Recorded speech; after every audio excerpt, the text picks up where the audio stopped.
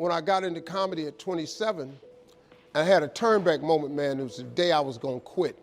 Because I had had enough, man. I was living in this car for 3 years, man. I ain't got no money.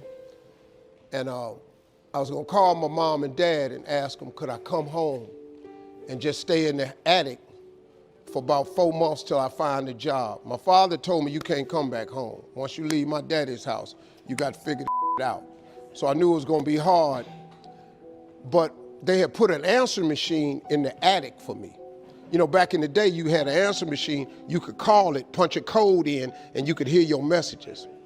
And so I was bathing in a hotel in Pensacola, Florida. And the way I used to bathe was, I used to go to hotels that had those bathroom doors that went floor to ceiling. I would go to real fancy, like Ritz-Carltons and stuff like that, because they had linen towels wrapped up in a basket. And I would take a bunch of them and run hot water on them, and I'd take them in the stall and shut the door, and I'd take my bag and I'd soap up. Then I would wait till the coast was clear, and I'd run out and get a bunch of more rags and soak them up and come out and wipe it off.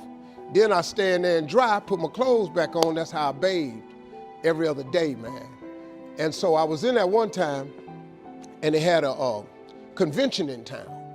And when I got all the stuff, I soaped up. This convention let out, and men was just coming in the bathroom, and I couldn't go out, so I couldn't get the soap off. So I let the toilet seat down, and I'm sitting there, man. I just started crying. I said, man, I can't take this no more. I'm finna quit. I'm gonna go call my daddy, just ask him, can I come home, man? I can't do this no more. So before I called him, I called the answer machine, and I got a message. And it said, Steve Harvey, this is Chuck Sutton from Showtime at the Apollo. We saw a tape of you.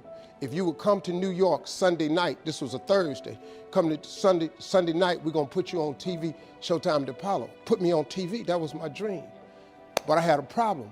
I had $25, and I couldn't get to New York.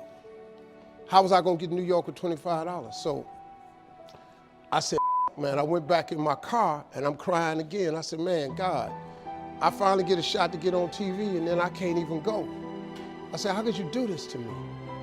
You know, I'm 30-something now, man. I've been waiting my whole life, and you get me here?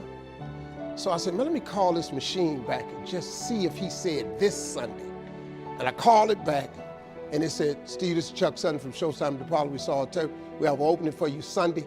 If you could get here, give me a call, let me know. We'd love to put you on TV. I said, so I got ready to hang up, and I heard, boop, you have another message. And I punched in the code, and the message says, Steve Harvey, this is Tom Sobel from the Comedy Caravan. I don't know where you are now, but I have a gig available for you in Jacksonville, Florida, to pay you $150 Friday night. If you can make the gig, let me know. I'm in Pensacola. So I called Tom Sobel. He sends me to this gig to make $150. I go the next night, I make the $150, but I was so funny, the club owner said, if you stay the next night, I'll pay you another $150. I got $300. I called Chuck Sutton back at the Apollo and said, hey man, I just got this message. If you still got room for me in New York, I'll do it. He said, yeah, come on.